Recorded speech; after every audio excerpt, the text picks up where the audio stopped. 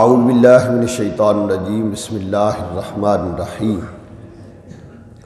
فانطلقا حتی اذا لقیا غلاما فقتلہ قال اقتلت نفسا زکیۃ بغیر نفس لقد جئت شیئا نکرا قال الم اقل لک انک لن تستطیع معی صبرا قال ان سألتک عن شیء بعدها فلا تصاحبنی قد بلغت من لدنی عذرا آمنت باللہ صدق اللہ مولانا العظیم۔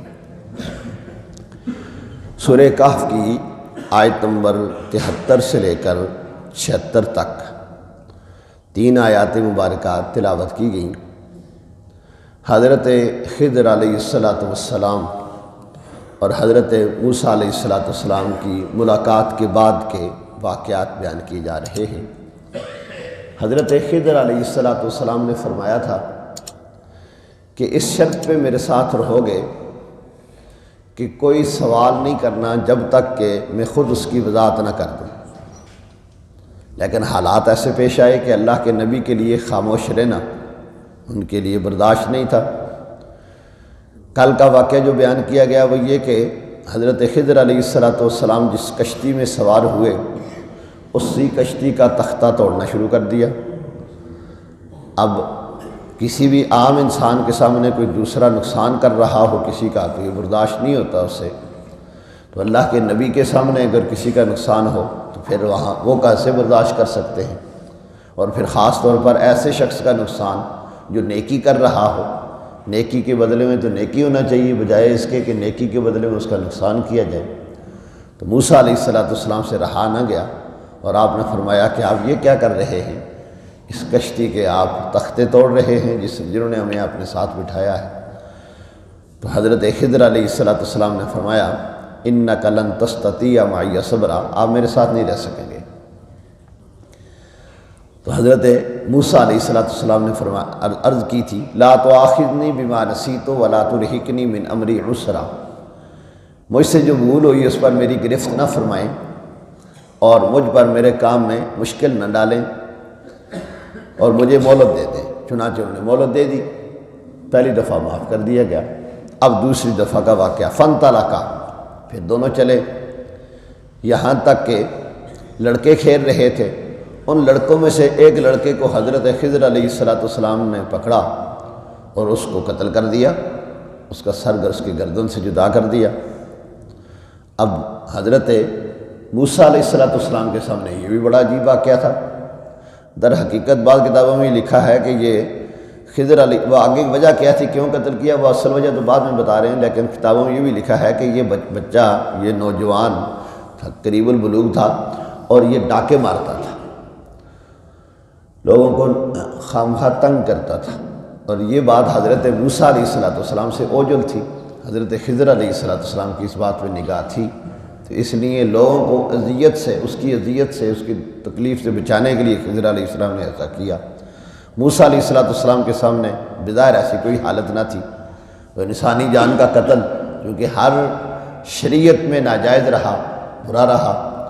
اللہ نے ارشاد فرمایا من قتل نفسا بغیر نفس فکانما قتل الناس جمیعا ومن احیاها فکانما احیا الناس جمیعا، جس نے ایک جان کو بغیر کسی وجہ کے قتل کیا اس نے پوری انسانیت کا قتل کیا، اور جس نے ایک جان کو بچایا گویا اس نے پوری انسانیت کو بچایا۔ تو اب موسیٰ علیہ السلام نے دیکھا کہ بچہ قتل کر دیا ہے، تو آپ سے پھر نہ رہا گیا، کیونکہ آپ شریعت کے عامل تھے اور شریعت کا پیغام لوگوں کو دیتے تھے، اور شریعت کے عالم کے لیے یہ بات ناگوار ہوتی ہے کہ اس کے سامنے کوئی خلاف شرع کام ہو وہ چپ رہے۔ تو آپ نے فرمایا اقتلت نفسا زکیۃ بغیر نفس لقد جئت شیئا نکرا، آپ نے ایک ستھری جان بغیر کسی جان کے بدلے قتل کر دی، بے شک آپ نے بڑی عجیب بات کی، یہ تو بات بہت بری ہے کہ آپ نے ایک جان کو قتل کر دیا۔ اب یہاں سے 16واں سپارہ شروع ہوتا ہے۔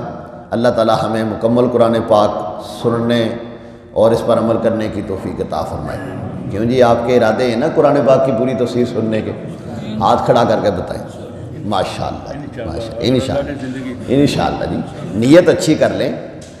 ہمارے کئی بزرگ پچھلے سال 14واں سپارہ شروع ہوا تھا، ہاتھ کھڑے کیے تھے، اور اس وقت وہ دنیا سے جا چکے ہیں، لیکن انہیں قبر میں بھی اس کا ثواب ملتا رہے گا، کیونکہ جو بندہ اچھے کام کا ارادہ کر لیتا ہے، خواہ وہ دنیا سے چلا بھی جاتا ہے، اسے اس کا ثواب ملتا رہتا ہے۔